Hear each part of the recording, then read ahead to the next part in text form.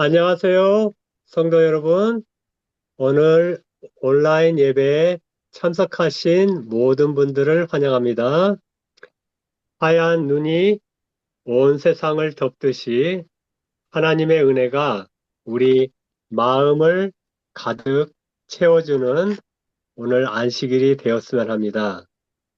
오늘 예배를 통해 우리의 영혼이 하나님의 평안으로 채워지기를 간절히 기도드립니다. 잠시 광고 말씀드리겠습니다. 첫 번째 광고는 2월 1일부로 한국어권 목회자 허옥 목사님이 부임하십니다. 목사님의 가정이 무사히 이주할 수 있도록 여러분들의 많은 기도 부탁드립니다. 두 번째는 지난 2년간 한국어권 목회자로 사역하시던 홍두표 목사님이 다음 안식일 1월 18일을 마지막으로 은퇴하십니다. 목사님의 가정을 위해서도 여러분들의 많은 기도 부탁드립니다. 그리고 세 번째 광고는 다음 주 1월 17일 금요 예배는 한국의 전문 음악가로 구성된 재림 성도 가족이 저희 교회에 방문하여 특별 찬양 예배를 드려주십니다. 여러분들의 많은 참여 부탁드립니다. 이제 이어지는 순서를 통해 예배를 드리도록 하겠습니다.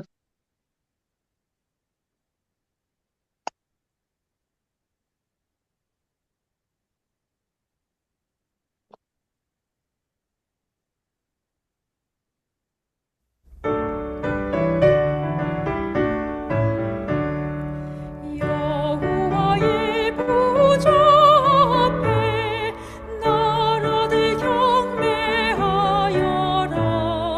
여호와는 오직 한 분 계신 줄을 알지어다. 주천ning 왕대 하나님, 의기로 우리 빚었네. 양떼가 지방황할 때 안전하게 인도하네. 여호와의 높은 이름 우리 다 노래 부르세. 높고 높은 하늘같이 노래 소리 높여보세. 여호와의 크신 명령 온 세상 전파하여라. 여호와의 크신 사랑 영원 무궁하리로다.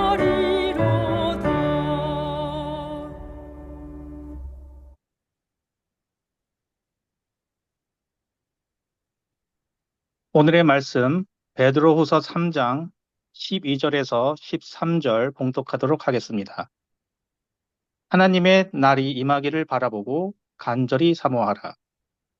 그날에 하늘이 불에 타서 풀어지고 물질이 뜨거운 불에 녹아지려니와 우리는 그의 약속대로 그가 있는 곳인 새 하늘과 새 땅을 바라보도다.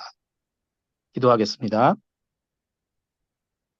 사랑이 많으신 하나님 아버지, 오늘은 비록 저희가 예배당에서 만나 한 공간에서 같이 예배를 드리지는 못하지만 각자의 처소에서 모두 한 마음으로 이 예배에 참여하고 하나님께 영광 돌리는 시간 되게 하여 주시옵소서. 주님, 새해가 시작되었지만 세상은 여전히 각처에서 일어나는 전쟁과 화재와 항공기 사고와 자연재해와 정치적 이슈들로 갈등과 고통이 난무하고 있습니다. 주님, 이럴 때일수록 저희의 마음과 생각이 더욱 주님을 향하게 하여 주시옵시고 이 혼란 가운데 어려움을 당하고 있는 사람들을 위하여 기도하게 하여 주시옵소서. 이 세상을 떠나면 다 사라져 버릴 것들에 대하여 연연하지 않게 하여 주시옵시고, 이 땅에 사는 동안 다른 사람을 향한 시기와 질투보다는 하나님의 뜻, 곧 예수님의 사랑을 이웃과 나누는 마음을, 친절함과 겸비함을 연습하고 실행하며 저희의 이웃들과 화목하며 살아가는 내가 사는 지금 이 순간이, 지금 이곳이 곧 천국이게 하여 주옵소서. 이제 시작하는 이 예배, 오늘 저희에게 주님의 말씀을 대언하실 홍두표 목사님에게도 주님 함께하여 주시옵시고, 이 예배의 시작과 끝을 모두 성령님 주관해 주시기를 간절히 바라오며 사랑이 많으신 주 예수 이름으로 기도드렸습니다. 아멘. 아멘.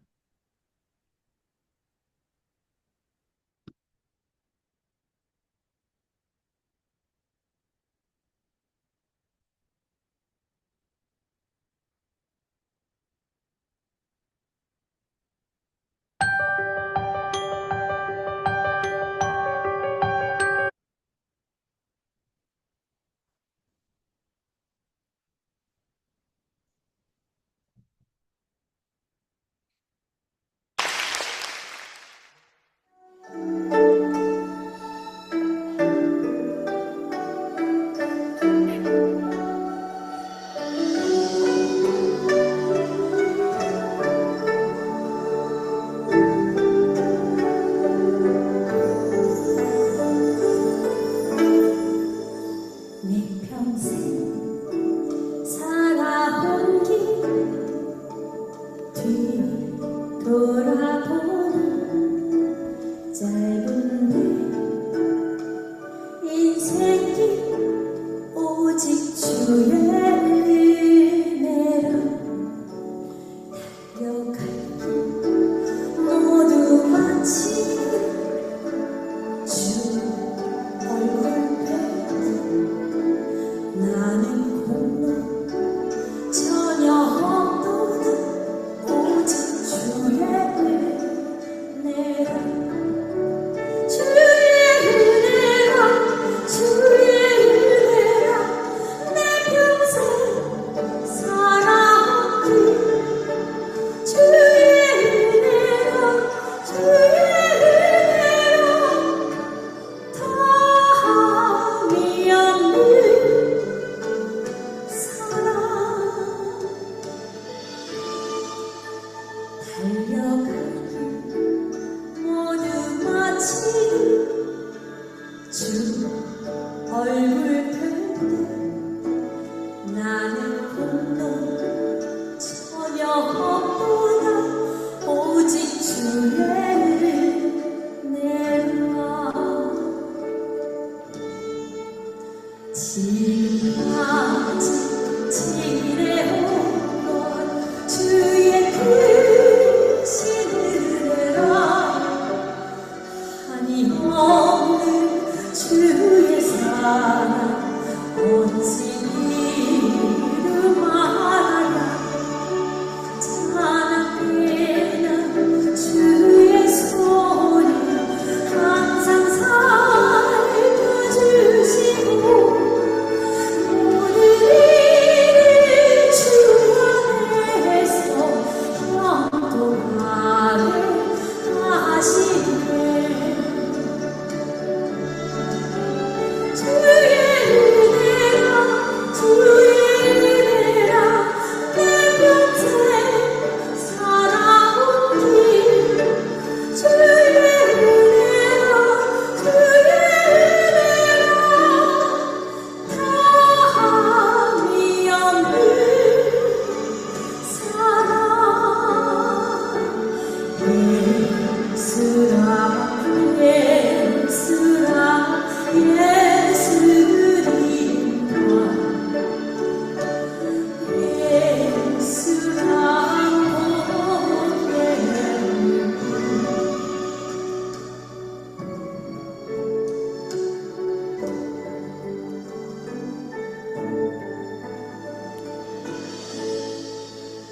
달려갈 길 모두 마치 주 얼굴 뵐때 나는 공로 전혀 없도다 오직 주의 은혜로 나는 공로 전혀 없도다 오직 주의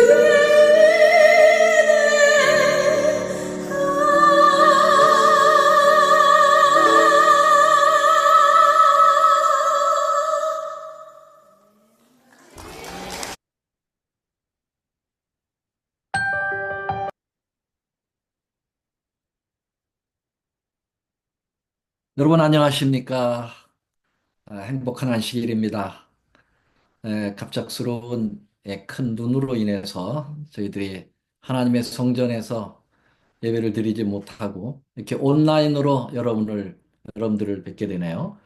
그러나 이렇게 여러분들께서 모두 함께 이 온라인을 통해서라도 우리가 마음과 몸을 잘 거룩히 구별하여 하나님 앞에 예배드리게 됨을 하나님 앞에 감사를 드립니다. 오늘 특별히 이 특별한 찬양을 들려준 자매는 곽유림 자매인데요.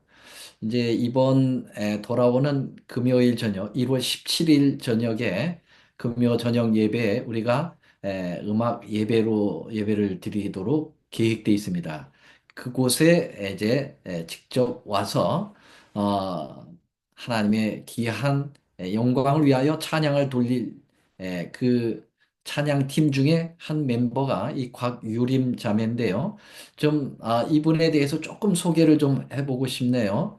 우리 이윤 장로님의 그 친구 되시는 분이 와이프가 됐는데요. 그래서 그 정보를 저한테 좀 주셨습니다. 이 부모님이 모두 장로교 목회자로 활동하시는 가정에서 성장해가지고 8살에 영화배우로 데뷔를 했다고 그러네요. 그리고 탤런트, TV 광고 모델 등으로 활동하다가 20세가 되었을 때 뮤지컬 그 유명한 명성황후 브로드웨이 공연으로 뮤지컬 배우로 이제 아, 그 배우가 되었고 현재는 에, 공연 기획사인 주식회사 제이스 컴퍼니라고 하는 회사의 대표이사로 있다고 합니다. 그리고 문체부 국방부 주관 공연과 오산문화재단의 청소년 뮤지컬 단 예술 감독으로 뮤지컬 공연과 교육 사업을 활발히 하고 있는 아주 맹렬 여성인 것 같아요. 에, 그 남편을 삼육 출신인 박봉근 우리 형제와 결혼함으로써 우리 재림교인이 되었습니다. 참으로 어려운 상황에서 일반 개신교 장로교회 목회자 가정에서 재림교회로 시집 온다는 건 쉬운 일이 아닌데 이렇게 진리를 발견하게 되고 그 찬양을 통해서 하나님께 영광을 돌리는 일들을 계속하고 있습니다.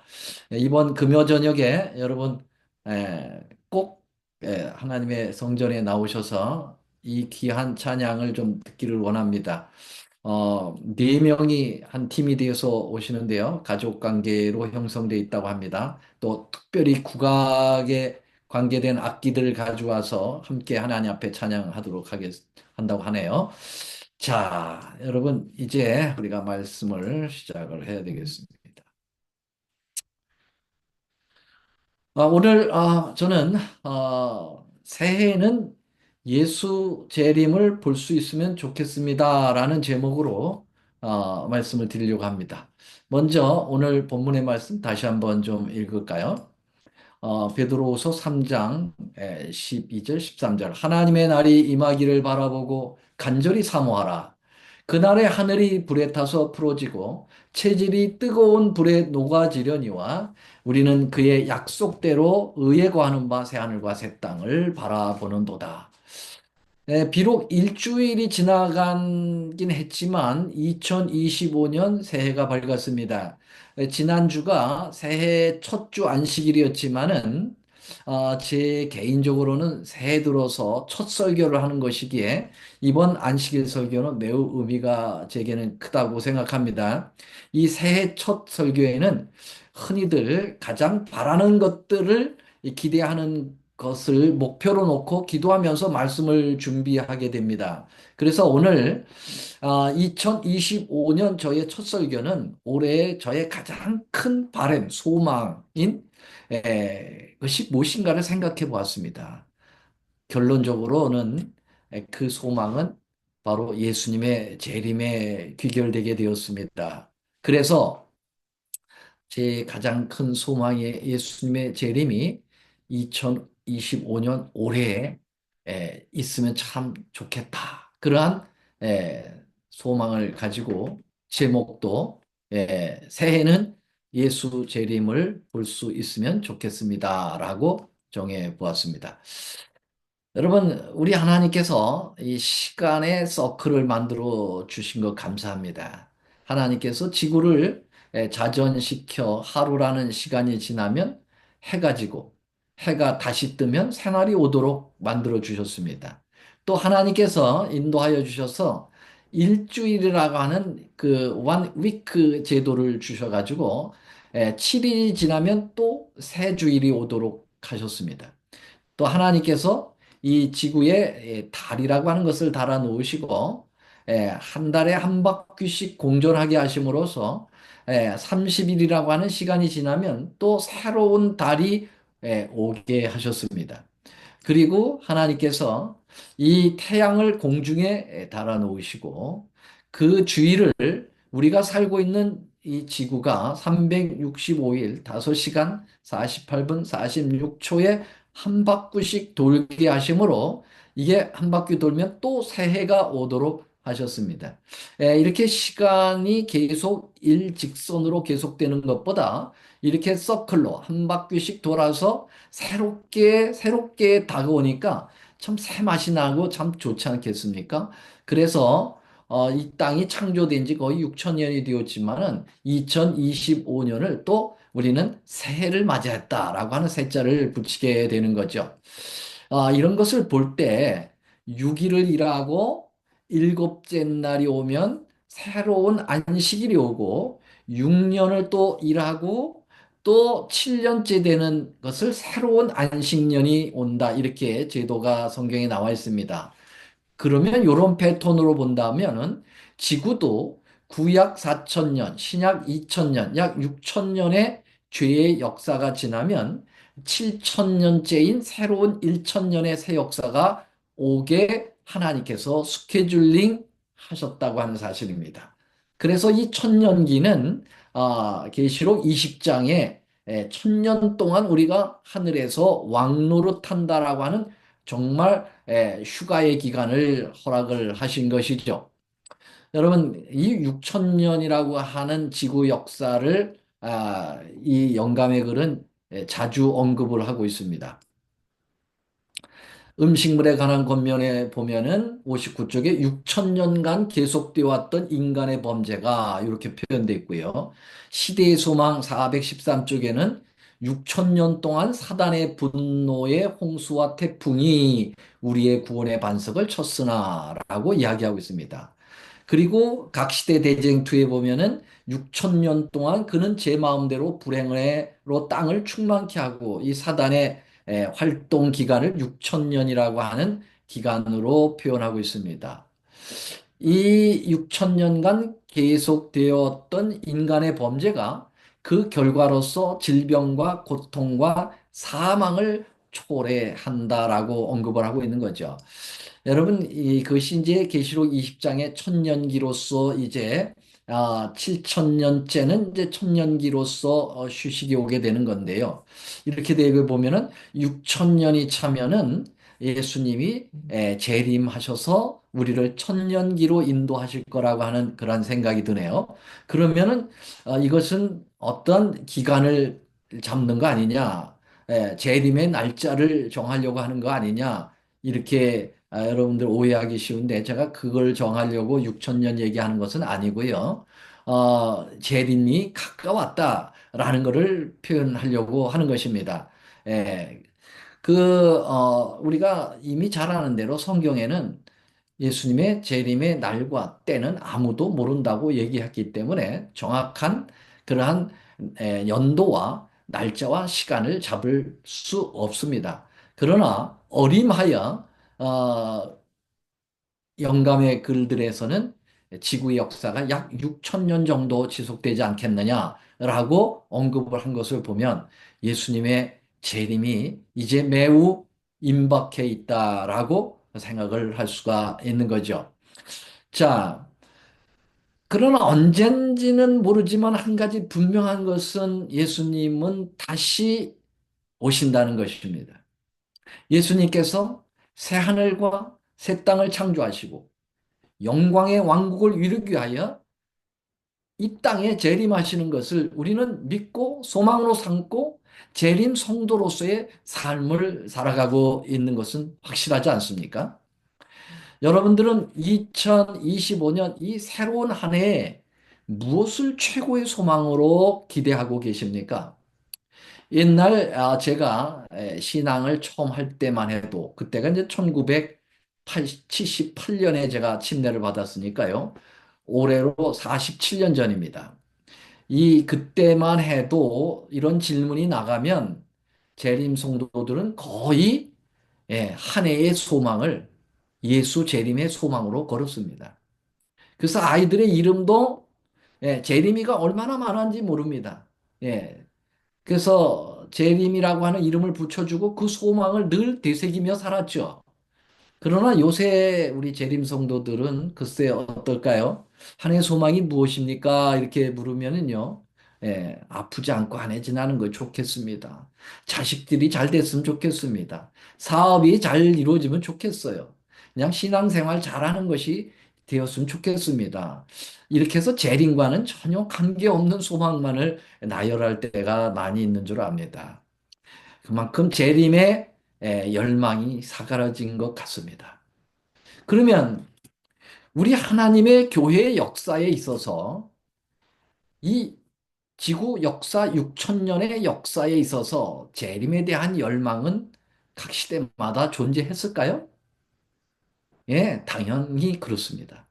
재림의 열망은 예수님 초림 전 구약 시대부터 그것도 아주 옛날 창조하고 예수님께서 이 지구를 창조하시고 난 얼마 후부터 예, 재림이 언급되고 소망으로 여겨졌다면 여러분 믿어지시겠습니까?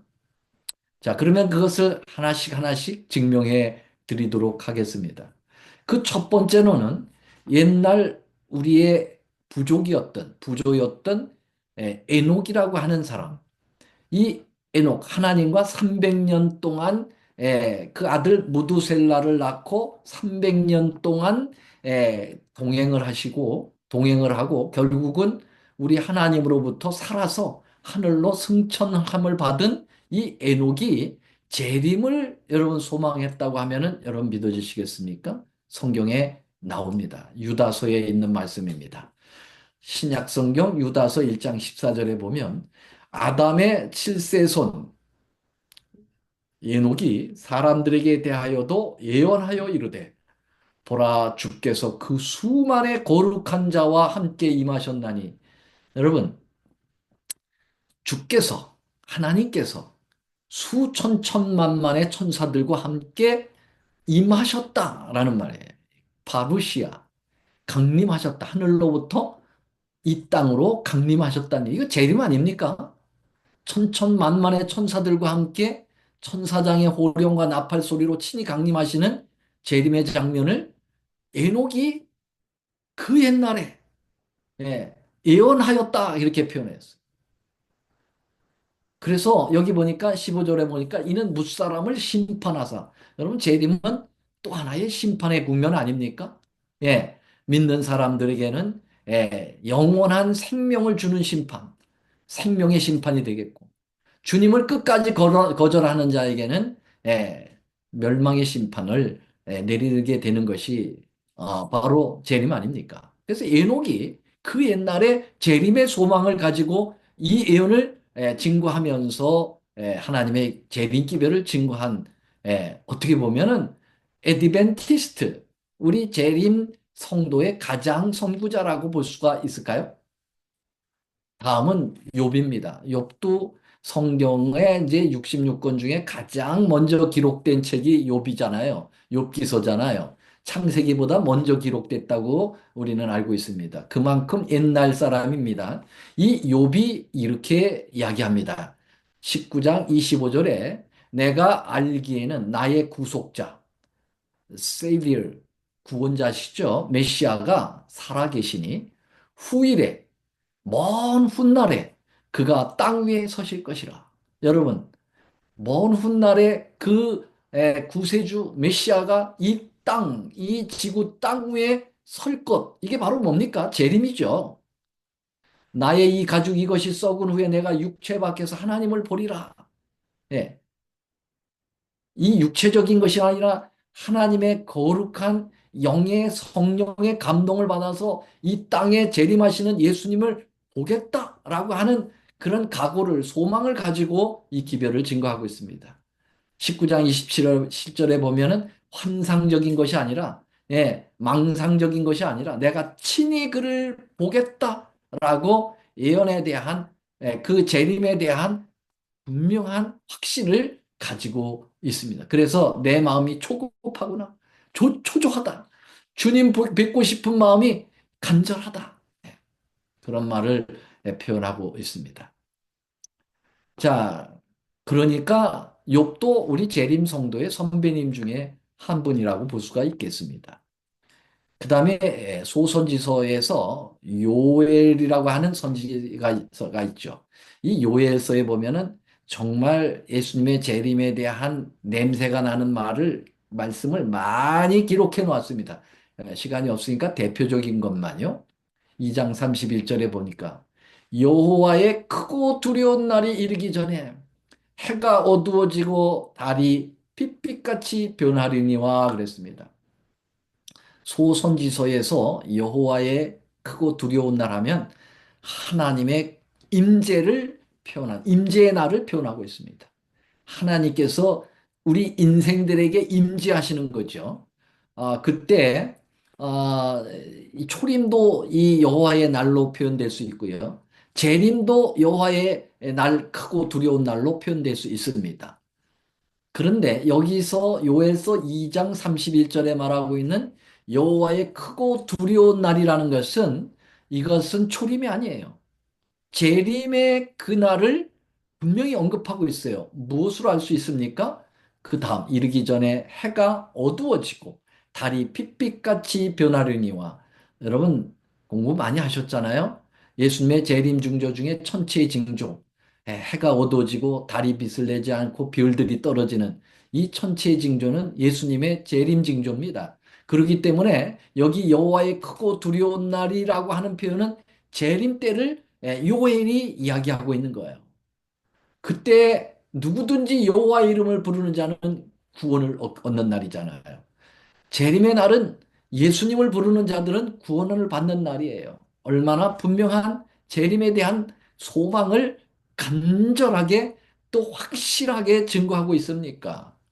이토록 구약 시대 내내 그 예수님의 second coming, 이 재림에 대해서 소망을 백성들이 지도자들이 가지고 있었다라는 것을 보시면 알겠습니다.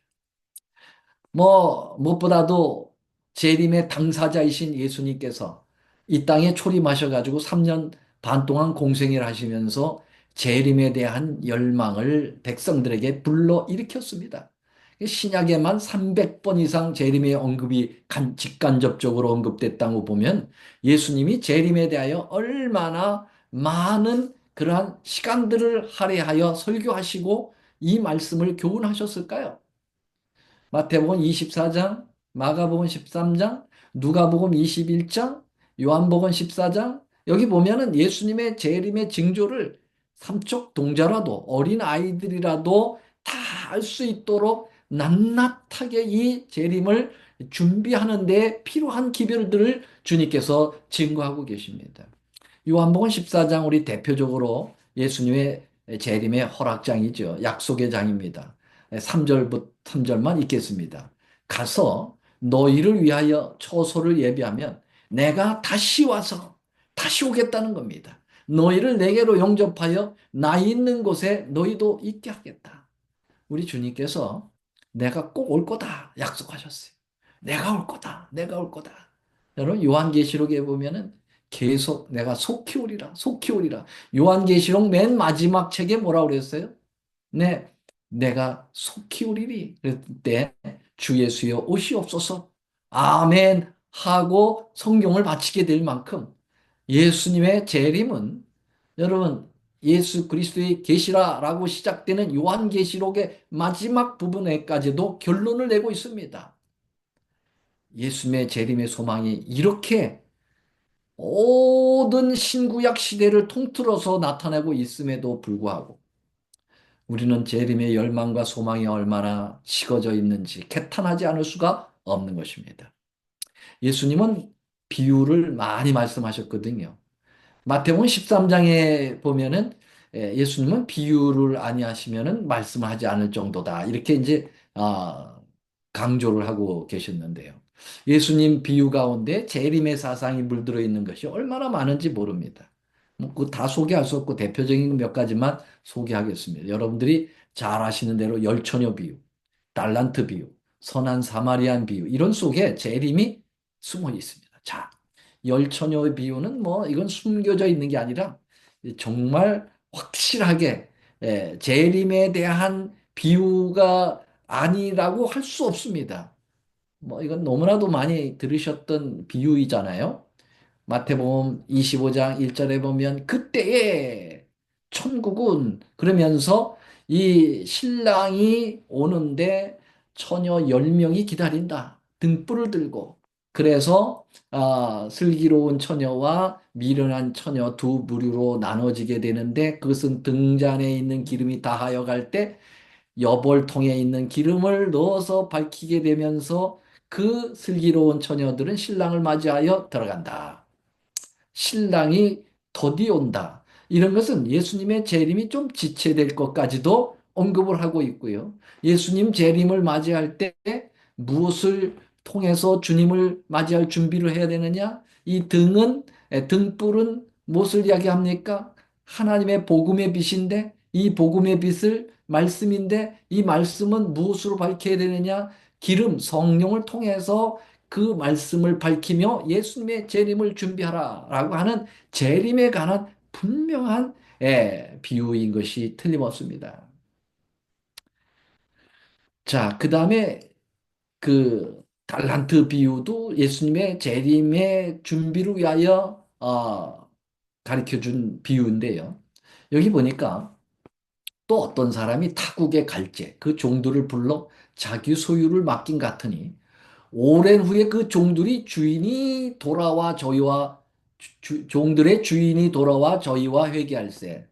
여기 보면은 주님의 비유 가운데는 그 주인이 멀리 항상 갑니다. 많이 그래요.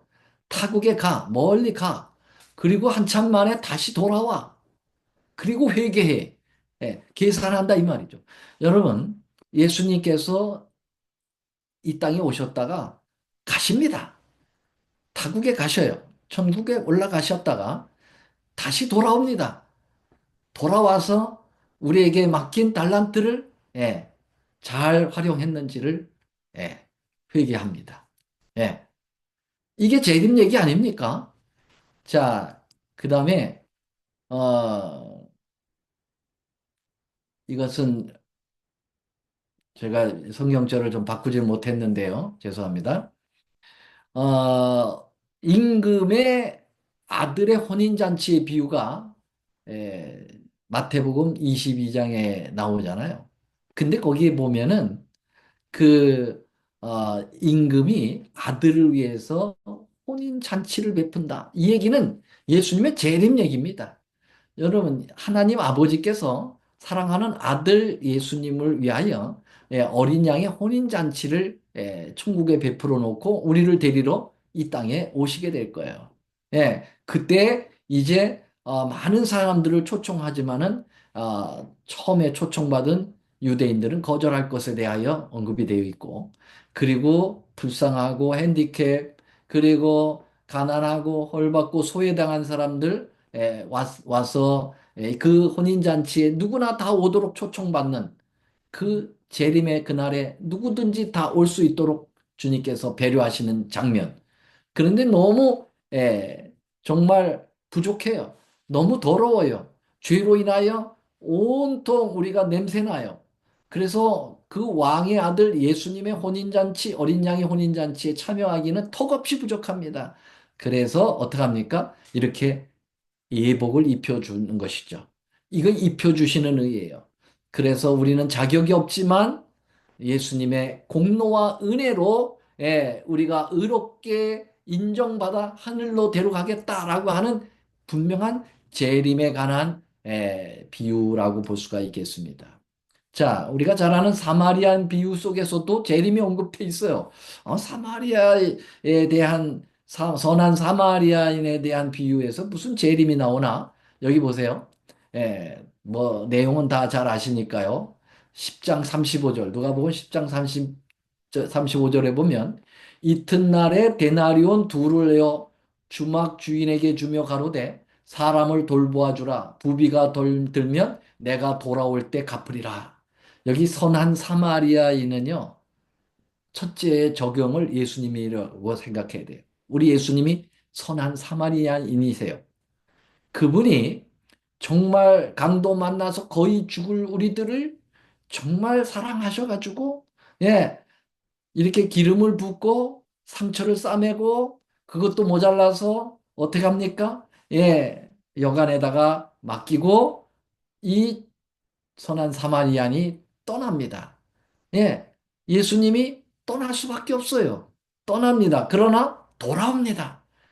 내가 돌아올 때 여관 주인에게 당신이 혹시 돈이 더 들으면 내가 준 돈만큼보다 더 들으면 내가 그때 다 갚아주겠다. 여러분, 이게 재림 얘기 아닙니까? 그러니까 정말 자세히 우리가 조금만 더 묵상해서 보면은 성경 이야기들 가운데 많은 부분 가운데 예수님의 재림이 곳곳에 숨어 있다고 하는 사실입니다. 사도 바울은 재림의 대가입니다. 재림 기별자입니다. 바울만큼 재림을 확실하게 얘기한 사람도 없을 거예요.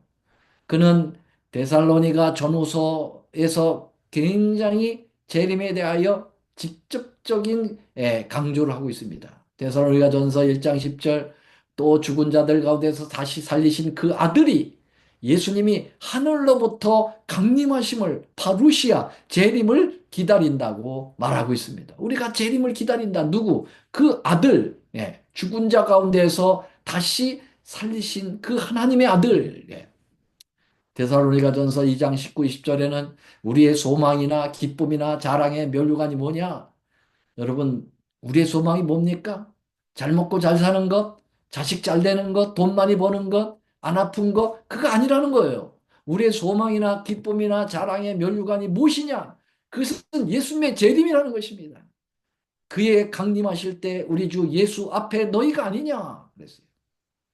데살로니가전서 3장 13절 너희 마음을 굳게 하시고 우리 주 예수께서 그의 모든 성도와 함께 강림하실 때 계속 강림을 말씀하고 있어요. 우리가 그 장례식장에 가면 이 말씀 꼭 이야기하죠. 데살로니가전서 4장 16절 주께서 호령과 천사장의 소리와 하나님의 나팔로 친히 하늘로 쫓아 강림하시리니. 사도 바울은 얼마나 재림, 강림을 예수님의 이 땅에 다시 오심을 강력하게 증거했는지 반복하여 했다는 것은 그만큼 중요하다는 것이고 강조하는 거 아닙니까? 확실하다는 거 아닙니까? 주의 날이 밤에 도적같이 이룰 줄을 알라. 준비하라고 얘기합니다. 데살로니가 후서에서는 주 예수께서 저의 능력과 천사들과 함께 불꽃 중에 나타나실 것이다. 그때 하나님 모르는 자들, 거절하는 자들은 형벌을 받는다고 얘기했어요. 데살로니가 후서 2장 1절에도 형제들아 우리가 너에게 구하는 것은 우리 주 예수 그리스도의 강림하심과 여러분 이렇게 자주 반복할 수 있을까요? 사도 베드로는 어떻습니까? 사도 중에 수장인 베드로도 재림을 얼마나 갈망했는지 몰라요. 이 다 2000년 전 사람들이에요. 말이 2000년 전이죠. 2000년 전이라면은 우리나라에 어떤 시대냐면은 고구려 훨씬 이전에 신석기 시대, 신석기 시대. 그 옛날서부터 재림을 그렇게 갈망했다 이거예요. 자, 베드로전서 1장 13절 그러므로 너희 마음의 허리를 동이고 근신하여 예수 그리스도에 나타나실 때 너에게 가져올 은혜를 온전히 여기 보세요. 그리스도에 나타나실 때 재림이죠. 주의 날이 도적같이 오리니 하나님의 날이 임하기를 바라보고 간절히 사모하라. 오늘 본문의 말씀이에요. 우리는 그 약속대로 의에 거하는 바 새하늘과 새 땅을 바라보는도다. 자, 이렇게 재림의 놀라운 약속이 소망이 하나님의 귀한 지도자들에 의해서 증거를 신약 성경에 남겨놓았습니다. 그런데 아쉽게도 이제 1세기가 지나고 난 다음에 1700년 동안에 아쉽게도 재림의 열망은 한동안 사라져 버렸어요. 루터가 일어나고 칼빈이 일어나고 위슬리가 일어나도 재림에 대하여 그렇게 크게 얘기하지 않았어요. 예, 많은 교회들이 종교개혁하여 우죽순처럼 이 지상에 나타났지만은 재림에 대해서 그렇게 강조하지 않았어요. 그러다가 하나님께서 때가 되었어요. 이제 주의 오실 때가 가까웠으니 재림에 관한 관심을 불러일으키기 시작합니다. 그게 언제냐? 1831년 드디어 미국에서 윌리엄 밀러라고 하는 이 재림 운동가를 일으킵니다. 그래서 다니엘서를 연구해 가지고 2300주를 해석하여서 바로 예수님의 재림이 오고 있다라고 하는 것을 강력하게 증거합니다. 얼마나 강하게 증거했으면요. 미국에서 적어도 5만 명에서 10만 명의 그러한 초교파적인 무리들이 모여서 재림을 열망하여 재림 기별을 증거하면서 재림 운동을 일으켰다고 그랬어요. 이것을 데스티니 무브먼트, 운명적 운동이라고 하는 것입니다. 요한계시록에도 이 운동이 일어날 것을 이미 예언했습니다. 10장에 보면 내가 또 보니 힘센 다른 천사가 구름을 입고 하늘에 나오는데 엄청납니다. 대단한 파워를 가졌어요. 아주 힘센 그러한 기별자가 오는 거예요. 이 천사라고 하는 것은 엔젤스라고 보다는 메신저입니다. 기별자예요. 자, 10장 2절에 그 손에 편놓인 작은 책을 들고 이 작은 책이 뭘까요? 네, 예언서인 다니엘서입니다. 오른발은 바다를 밟고 왼발은 땅에 밟았다. 이건 뭡니까? 모든 지구를 섭렵했다는 거예요.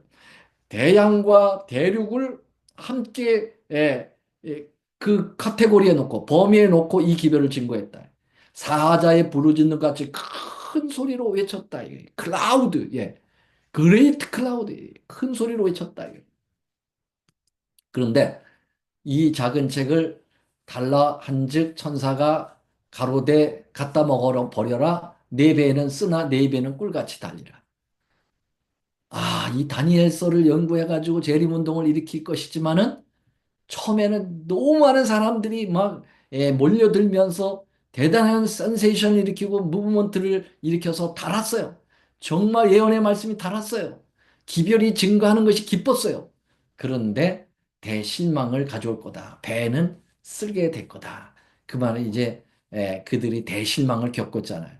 예수님의 재림의 날짜를 정하는 실수를 저짐으로써 그러면서 대실망을 겪을 것까지 언급되어 있어요. 그러나 실망을 겪었지만 그것이 하나의 빌미가 되어서 남은 무리가 형성이 됐고 그리고 제7의 안식 예수 재림교회가 드디어 발생하면서 재림을 책임지고 준비시킬 하나님의 남은 교회가 탄생하게 되는 계기가 된 거예요.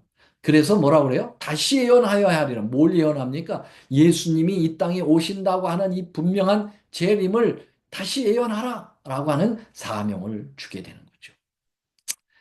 여러분, 그때 재림운동 시에 각시대 대쟁투는 이렇게 얘기합니다. 거의 모든 도시에서 그 설교의 결과로 수십 명이 어떤 도시는 수백 명이 한꺼번에 회개 많은 곳에서 개신교의 거의 모든 교파가 문을 열어놓게 되었고 일반적으로 여러 교회 목사들은 그 윌리엄 밀을 초청해서 설교해 달라고 했고 그 초청을 받지 아니한 곳에서는 어디에서나 활동하지 않기로 하였으나 그에게 세도해 오는 요구의 절반도 응할 수가 없었다.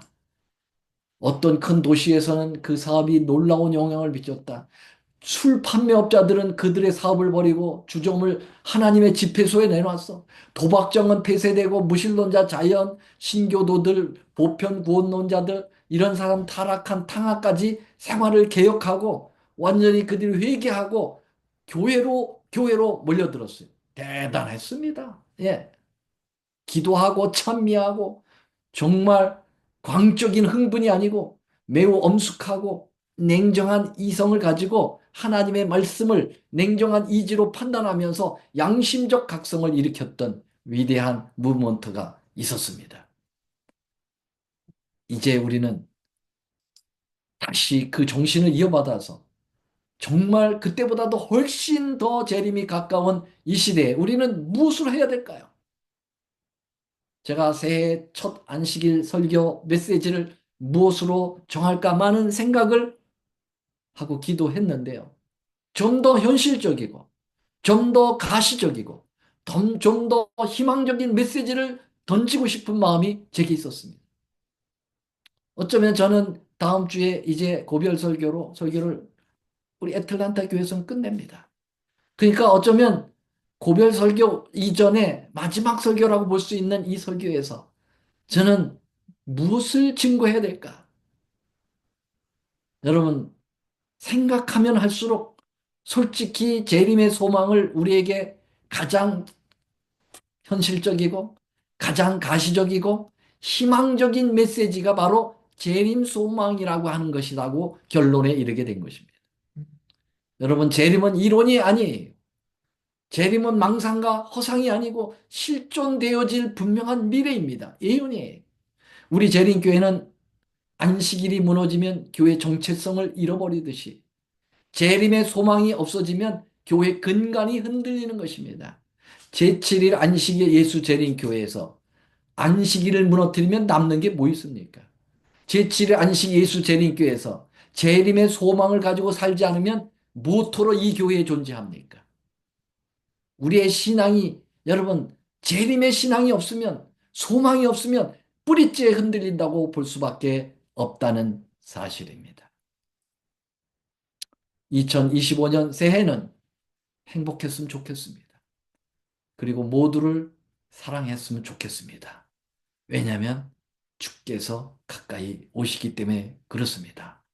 우리는 사랑하는 사람만 사랑하지 말고 우리는 날 사랑하는 사람만 사랑하지 말고 이런 한계를 넘어서 새해에는 축복을 주시는 하나님뿐만 아니라 고난을 허락하시는 하나님도 사랑하고 새해에는 나를 사랑하는 사람뿐만 아니라 나를 미워하는 사람까지도 사랑하는 정말 승화된 재림 성도다운 삶을 함께 살아가시기를 소망합니다. 악망합니다.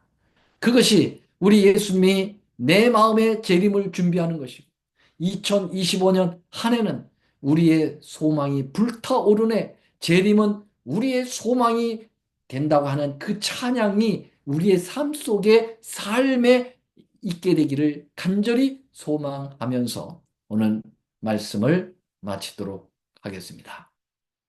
감사합니다.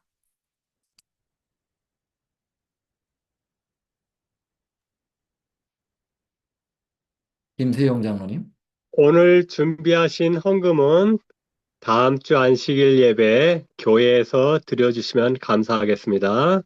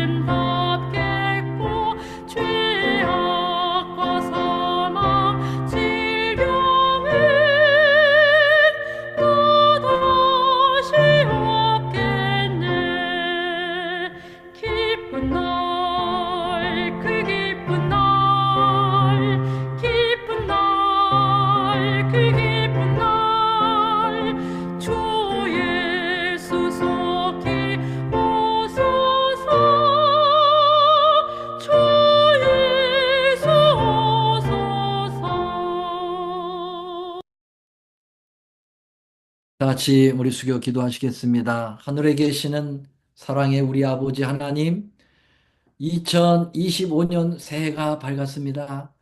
아버지 하나님, 깜짝할 사이에 벌써 일주일이 지나갔습니다. 주님, 시간이 지나면 지날수록 우리 예수님께서 이 땅에 다시 오시겠다는 그 약속은 더 가까워지는 것에 대하여 감사드립니다. 주님, 오늘 주셨던 말씀처럼 구약 시대부터 신약에 이르러서까지 예수님으로부터 시작해서 모든 사도들에 이르기까지 재림에 대한 소망과 열망이 얼마나 가득 차고 반복되었는지 주님, 우리가 오늘 말씀을 들으면서 확인하여 싸우니 정말 재림을 위하여 택함을 받은 이 남은 무리 재림교회의 성도로서 나는 오늘 재림을 얼마나 갈망하고 소망으로 삼고 있는지, 나의 삶의 가치관의 재림이 얼마나 중요한 부분을 위치하고 있는지를 생각해보고 반성해보도록 도와 주시옵소서. 정말 오늘 설교 제목의 말씀처럼 2025년 올해 예수님이 오시면 얼마나 좋을까요? 주님, 세상이 너무 어지럽고 혼란스럽고 정말 이 지구가 낡고 낡고 또 낡아버리고 사람들의 마음은 황폐되고 도황폐되고 죄악은 완전히 하늘을 치솟아 하나님의 보좌를 어지럽히고 사람들이 서로 시기하고 질투하며 욕하고 싸우고, 오 아버지여, 이 세상 더 이상 살고 싶지 않습니다. 주께서 마련하신 그 새하늘과 새 땅, 주님, 그 나라의 유업을 얻을 수 있도록 오 주님 속히 오시옵소서. 아멘. 주 예수여 오시옵소서. 마라나타 우리 예수님, 주의 크신 은혜와 사랑에 감사드립니다. 이제는 우리 하나님의 크신 사랑과 예수님의 놀라우신 은혜와 성령님의 감화 교통하심이 재림을 소망으로 삼고 여기 함께 마음의 예배를 드리는 모든 하나님의 귀한 남녀 종들 위에 이제로부터 영원히 함께 하옵시기를 예수님의 이름으로 간절히 간절히 축원하옵나이다. 아멘.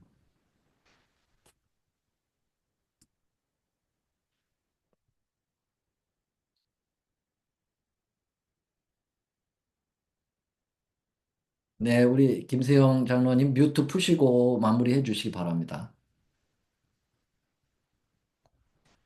뮤트가 안 풀렸네요.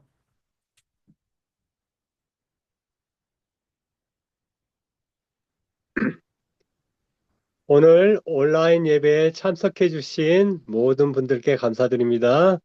추운 날씨 속에서도 서로를 격려하며 따뜻한 마음으로 한 주를 시작하시기를 바라면서 예배를 마치도록 하겠습니다. 감사합니다.